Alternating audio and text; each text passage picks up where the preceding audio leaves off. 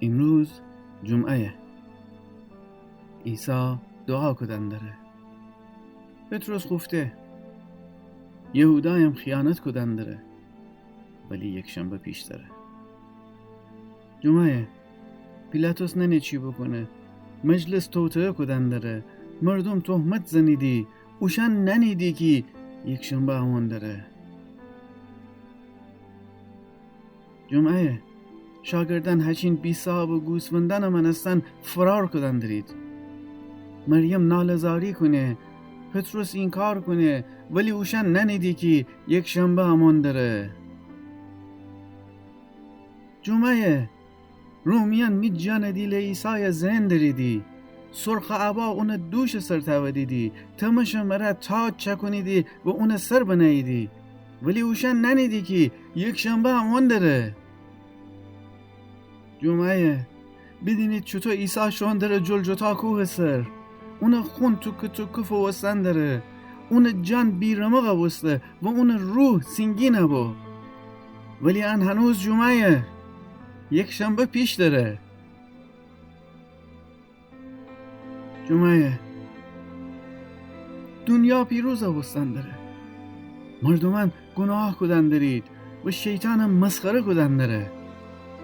سربازان می منجی دست و پای صلیب سر میخ زن دریدی و اون گناهکاران مره صلیب سر بجوره گفتید.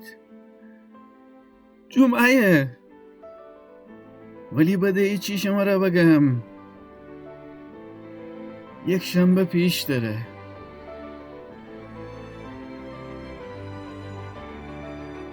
جمعه.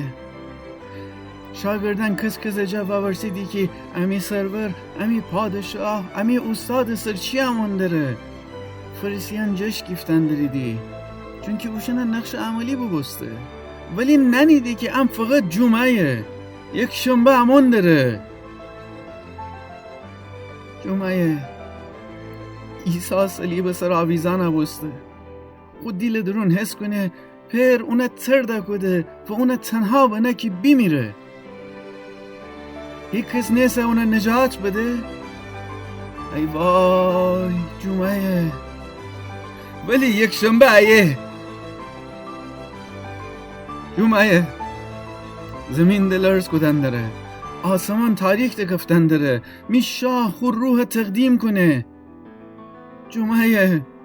دی هیچ امیدی نه، مرگ پیروز بسته، گناه غلبه بکده، شیطان همش خنده کدن داره. جمعه. جمعه. عیسی دفن بسته، سربازان نگهبانی دهن دارید، ایچه پیلسنگمونه قبر در سر بنایید.